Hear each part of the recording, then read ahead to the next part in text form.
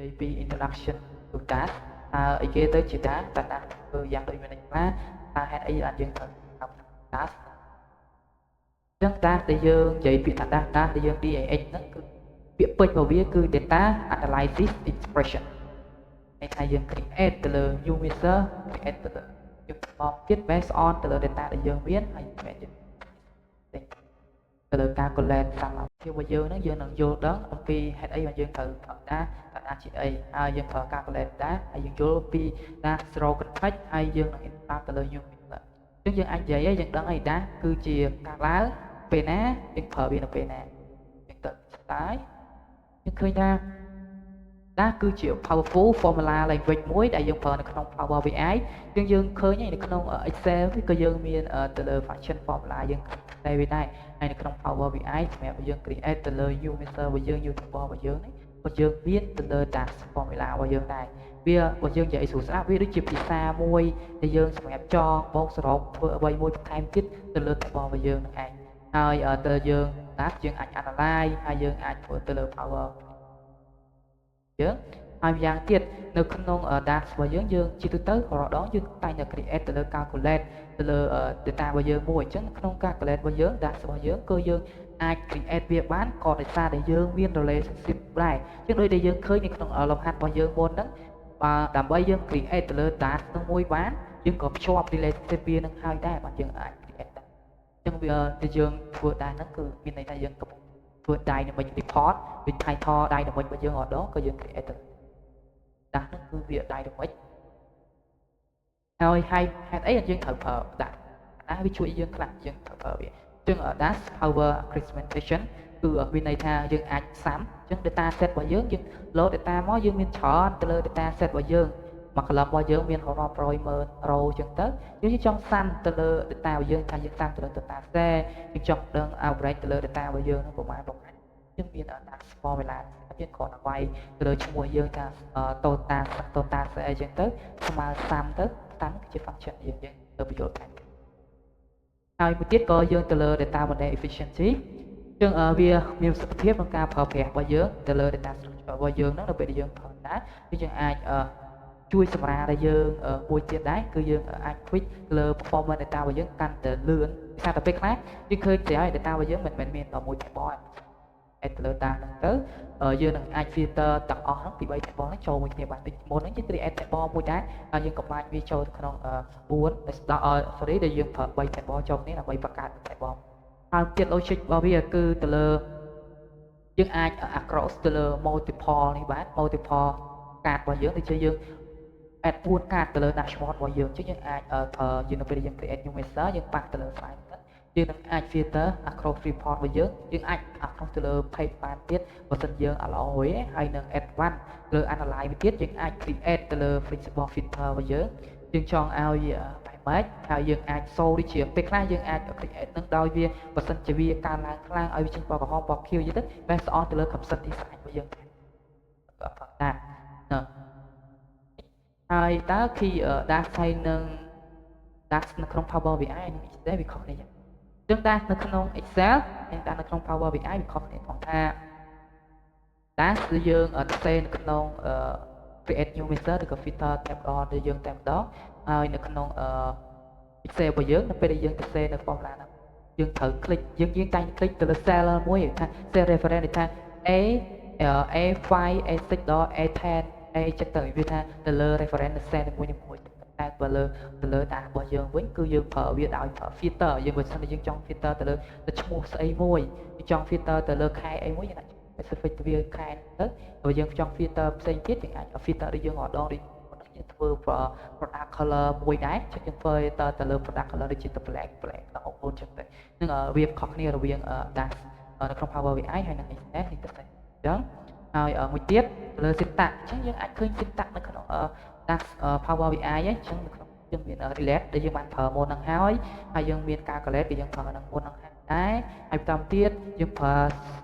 if មានន័យថា condition មានថា if បើសិនចេះឲ្យវាទៅកាន់មួយទៀតទៅហើយបើសិនមួយទៀតឲ្យទៅកាន់ផ្សេងទៀតឧទាហរណ៍មួយបើសិនជាការលុបរបស់យើងធំជាង 10k អញ្ចឹងវាឲ្យយើងចេញជាអក្សរ high ទៅ Excel អញ្ចឹងទៅហើយបើ L ក្រៅពីហ្នឹងទៅឲ្យវាចេញជា low low នេះទៅ low C អញ្ចឹងទៅហ្នឹងយើងប្រើ condition if else ហើយ30យើងប្រើ30សម្រាប់បូកទៅលើទិន្នន័យរបស់យើងស្រុកទិន្នន័យហើយ operator របស់យើងគឺមានបូកដកគុណចែកមានធំជាងតូចជាងហើយនឹងឬអីចឹងទៅយើងអាចមើលខាងនេះអាចមើលស្រួលជាងយើងមានឈ្មោះមួយ total cell ស្មើ30គឺជា function ដែលយើងប្រើយើងមាន30យើងមាន average ផ្សេងទៀតទៅយើងប្រើឈ្មោះវាហ្នឹងមកគឺ function ហើយផ្ទះ table របស់យើង table គេ table cell ហើយនៅក្នុង table cell យើងនឹងមាន column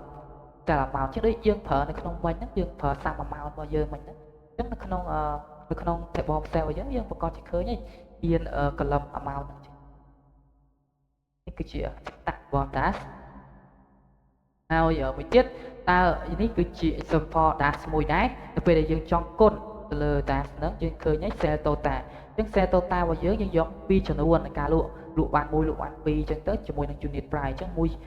របស់ហ្នឹងមួយតម្លៃមកអញ្ចឹងយើងគុណទៅគុណបន្ថែមអញ្ចឹងទៅអញ្ចឹងអានបន្ថែមនេះគ្រាន់ជាការបញ្យល់បន្ថែមទេអញ្ចឹងជាការ share total នេះគ្រាន់តែ new begin ទៅលើការ create មួយហើយទៅលើ set នេះ reference ទៅលើ quantity column របស់យើងមានន័យថាយើងយក column ឈ្មោះថា quantity ហ្នឹងចេញមកពី table នេះហើយ column unit price ចេញមកពី table នេះទៀតអញ្ចឹងមានន័យថាយើងកំពុងតែប្រើគុណចូលគ្នាហើយបន្តមកទៀតយើងទៅ row context យើងអាចឃើញបានហើយ row context របស់យើងឃើញហើយទៅលើ A1 A2 ដល់ពេលយើងគុណចូលទៅ8អញ្ចឹង4គុណ3គឺ12អញ្ចឹងទៅមានន័យថានៅក្នុងកន្លែងនេះគឺវាគុណរបស់យើងជា row គឺថាបើសិនយើងប្រើ30បើយើងប្រើ30មានន័យថា total គឺបូកសរុបចូលគ្នាហើយតែបើយើងប្រើទៅលើគុណ context ដែលយើងអាចអំណាចនេះយើងគុណនេះចេះហើយ row របស់វានឹងឃើញ4គុណ8ជាបើថា data របស់យើងមានតថែមទៀតវានឹងចេញមកតថែមទៀតគុណ row នេះគឺជា row context របស់យើងហើយតើ row context ហ្នឹងយើងអាច evaluate process វាយ៉ាងដូចបន្តិចយើងទៅ apply formula របស់យើងតទៀតយើងទៅ store វាលក្ខណៈថាតើរវាង row context របស់យើងហើយជាមួយនឹង user របស់យើងតើត្រូវពីថាពេលខ្លះយើងទៅ create ទៅ user មួយគឺសម្រាប់ដែលយើងទៅ filter ឬក៏យើងចង់ទៅមើល specific data ទៅលើ data របស់យើងមួយតែបើយើងចង់ store data របស់យើង store ជា table ជា new column អីចឹងទៅអាហ្នឹងយើងអាច store វាជាបានហើយ store data បានអញ្ចឹងនេះគ្រាន់តែជា sample practice ទេតែពេលយើងខ្លះយើងអាច skip ទៅយើងអាចមើលបានអញ្ចឹង data ណាមួយទៅយើងក៏បានធ្វើជាសប្តាហ៍មុនដែរដូចជាខ្ញុំបានលើកឡើងនៅ sample data យើងប្រើ line total អញ្ចឹង line total របស់យើងគុណជាមួយនឹង order QTY ហ្នឹងយើងហៅថា order quantity របស់យើងហ្នឹងគុណជាមួយ sell unit price របស់យើងនឹងឃើញតម្លៃរបស់វាយើងបានធ្វើកាត់មុនហើយនេះក៏អូនក៏បានលើកយកពី formula data ពីរូបមន្តមុនយកមក summarize នៅកន្លែងហ្នឹងហើយបើសិនជាយើង practice មួយយើងមានទៅលើ total របស់យើងហើយ line total របស់យើងយើងអាចតាម review របស់យើងប៉ុណ្ណឹងតែបើសិនជាគេយើងចង់ add បន្ថែមតាក់របស់យើង 10% ទៀតទៅយើងត្រូវធ្វើមិនទៅលើ formula dash របស់យើងអញ្ចឹងយើងអាចមើលបានហើយអញ្ចឹងនៅក្នុងនេះ line total with dash គុណនឹង 1.10 ហេតុអីបានយើងគុណ 1.10 ដោយសារយើង add បន្ថែម 10% ទៀតអញ្ចឹងតាក់ line total យើងប្រកាន់តាក់របស់យើង 100% យើងគុណវាស្រាប់ហើយយើង add bonus វា 10% ទៀតអញ្ចឹងបាន100ទៅលើ bonus ទៅលើនេះទៅលើតាក់របស់យើងហើយទៀត row context អញ្ចឹងយើងអាចឃើញការពីមុននឹងដែរយើងធ្វើពី relate column របស់យើងអញ្ចឹង relate column ហ្នឹងគឺមានន័យថាវាកំពុងតែយក data ហ្នឹងចេញមកពី table ទៀតអញ្ចឹងយើងអាចមើលបានចឹងមុនហ្នឹងយើងមិនធ្វើពី product color មួយវា relate ចេញមកពី column នេះ column ហើយនេះ table product ហើយនេះ column color អញ្ចឹង column color ហ្នឹងយកចេញមកពី product អញ្ចឹងនៅពេលដែលយើងចង់ add ឧទាហរណ៍នៅក្នុង table នេះគេចង់បាន color ចេញមកពី product color ហ្នឹងដែរអញ្ចឹងគ្រាន់ដាក់ឈ្មោះវាហ្នឹងមកហើយយើងប្រើពាក្យថា relate វានឹងចេញអញ្ចឹងនៅក្នុងកន្លែងនេះដែរយើងឃើញស្រាប់ហើយ product table ជាមួយនឹង unit sold គុណជាមួយនឹង price អញ្ចឹងនៅក្នុង price ហ្នឹងយកចេញមកពី table ហ្នឹងយកមកអស់ហើយបន្តទៀតឲ្យវាគុណជាមួយនឹង unit sold យើងឃើញ column ថ្មីទៀតដែរយើងអាចមើលបាននេះជា syntax របស់វាទៅសេមើលនៅនេះក៏បានយើងអាចសេនៅមើលនេះក៏បានដែរមាន table ហើយ column របស់វាហើយបន្តមកទៀតទៅលើ recap calculate អញ្ចឹងនៅក្នុង calculate របស់យើងឃើញការមិនដែរយើងទៅលើ calculate នៅពេលដែលយើងមកមើលកន្លែងនេះមកទៅយើងប្រើ function របស់យើង dash របស់យើង calculate អញ្ចឹងយើងមិនមាន expression របស់យើងមួយហើយយើងកំពុងតែប្រើ filter យើងប្រើ filter អីគេនេះគឺចាប់ផ្ដើម filter ហើយសម្រាប់ខាងលើនេះគឺ expression របស់យើងគឺទៅលើ cell amount អញ្ចឹង cell amount យើងចង់យកចេញទៅពី zip date របស់យើងទេហើយយើងយកចេញទៅពីខែ8នេះហ្នឹងគឺជា filter context របស់យើង ហើយបន្តមកទៀតតើ raw viral ពេលខ្លះពេល dark របស់យើងបើយើងប្រើ SAMX ក៏វាអាចជាមួយនឹងរបស់យើងហ្នឹងគឺកូនចូលគ្នាស្ទជា raw របស់យើងអញ្ចឹងទៅលើកន្លែង dark ហ្នឹងយើងបានធ្វើពីសពមួយដងដែរយើងបានដឹងពី syntax របស់វាហើយអត្ថប្រយោជន៍ dark ធ្វើអីខ្លះហើយបន្តទៀតក៏យើងអាចនិយាយពី category អាចបញ្ចូលដែរគឺ high យើងឲ្យ label វា high low ទៅពេលដែលយើងដាក់ condition បើសិនជាលក់បានច្រើនទៅ high ទៅលក់បានតិច low អញ្ចឹងទៅគឺជាការដែលយើងប្រើ calculate column តែ column ហើយនឹងnew measure របស់យើងខុសគ្នា new measure របស់យើងសម្រាប់យើងយកទៅ filter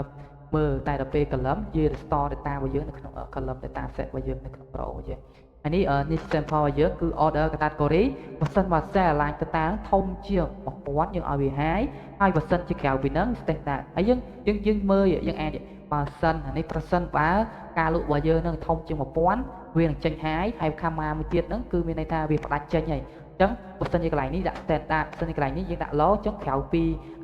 ធំជាង1000ហ្នឹងនៅក្រោម1000ហ្នឹងប្រកបជាចេញ low ចេញអីតាមដែលយើងកំណត់ហ្នឹងហើយនឹង syntax ទៅលើ FL របស់យើងនេះ practice ដែរតែយើងឃើញហើយទៀតទៅលើ method dynamic formula របស់យើងអញ្ចឹងទៅលើ dynamic formula របស់យើងបន្ទាប់ពីយើង filter អីមួយយើង click អីមួយយើងមើលក្នុងរូបភាពហ្នឹងបើសិនជាយើងចង់ចុចទៅលើ column ណាមួយទៅលើតសរបស់យើងហ្នឹងឬក៏ bar column របស់យើងវានឹង slide ឬក៏ filter ឲ្យយើងផងដែរដូចគ្នាដែរអញ្ចឹងទៅលើកន្លែងហ្នឹងគឺអញ្ចឹងនេះគឺជា new measure យើងតែងតែរាល់ដងយើង right click new measure មួយសម្រាប់ទៅ create លើ measure ដែលយើងចង់ប្រើប្រាស់ filter ដើម្បី effect ទៅលើ result របស់យើងនៅពេលដែលយើង create filter measure មួយដែលយើង create វិញហ្នឹងអញ្ចឹងនៅក្នុងតម្លៃ data របស់យើងក្នុងនេះបើសិនជាយើងអត់ create វាទេតម្លៃដុំរបស់យើងសរុបទៅលើ amount នេះវាក៏ច្រើនតែនេះយើងយកតែខែ8ហើយយើងយកតែ zip តែទៀតអញ្ចឹងយើងទៅបន្តទៀតហើយនេះយើងឃើញថាតើកន្សឹបទៅ measure ហ្នឹងយ៉ាងដូចបន្តិចដែរវាង Excel ជាមួយនឹង new measure របស់យើងហ្នឹងយើងមាន slide filter យើងអាចអានទេហើយនេះ filter context របស់យើងអញ្ចឹងនៅពេលដែលបើសិនជាយើង add ទៅលើ concept filter របស់យើងនៅខាងkiaខាងពី slide format របស់យើងហ្នឹងក៏យើងអាចធ្វើនៅក្នុង total cell បានដែរយើងអាច right click ទៅយើងដាក់ sum តែនៅពេលដែលយើង format យើងចង់ចូលវាជា average អីបន្ថែមទៀតក៏បានអញ្ចឹងវា based on ទៅលើអីដែលយើងចង់បានបន្ទាប់ពីយើង create ទៅលើ task formula ហ្នឹងហើយទៀតយើងយល់ពី standard ពី context របស់យើង source source របស់យើង slicer ហ្នឹងចង់ឲ្យវា slicer ទៅ page ហ្នឹងទេឬក៏ទៅកាន់ page ផ្សេងៗទៀតដែរ depend on ទៅយើងបាន create ទៅលើ task របស់យើងហើយទៀតយើងប្រើ calculate function អញ្ចឹងដូចជា calculate function នេះ syntax នេះដូចជាខ្ញុំបានបញ្យល់ឲ្យស្រាប់ដែរអញ្ចឹងយើងបាន syntax របស់វាហើយយើងអាចមើលនៅក្នុងអនុវត្តលំហាត់យើងស្រាប់ជាក់ស្ដែងមកអញ្ចឹងនេះឈ្មោះ title ហើយដាក់មក syntax expression ហើយ filter វាហើយបន្តទៀតនេះបន្ថែមទៀតទេនេះឬហើយស្មើតែយើងនឹងធ្វើពីអញ្ចឹងកន្លែងនេះដែរយើងគ្រាន់យល់ដឹងពី concept ទៅលើ dash ជាអីគេហើយ dash វាមាន performance ហេតុអីយើងត្រូវប្រើ dash អីអញ្ចឹងដូចកន្លែងនេះយើង incorrect ទៅលើ calculate របស់យើងខ្ញុំបើសិនយើងប្រើកន្លែងនេះយើងទៅសេបាញ់ចេះគឺខុសហើយគឺ correct របស់យើងគឺ column ប្រើ column ហើយយក table របស់យើង expression របស់យើងនេះគឺ total set តទៀតយើងចាប់ផ្ដើម slide ទៅលើ filter តាញ total របស់យើងធំជាង100បើយើងទៅសេចេះគឺហើយបានខុសវាអត់ដឹងថាយើងកំពុងតែ filter ទៅលើការលក់អីការដែលយើងចង់បានទៅលើ set total អញ្ចឹងយើងអាចមើលនេះខុសហើយនេះដែរsyntax បន្ថែមទៀតពី column ទីដូចជាការអនុវត្តយើងមួយដែរក្នុងលំហាត់បើសិនជាបងមានសំណួរអីបងអាចសួរថែមបានពីណាហ្នឹងអញ្ចឹងដូចជាចប់ហើយបងមានសំណួរអីបងអាចសួរបានពីតា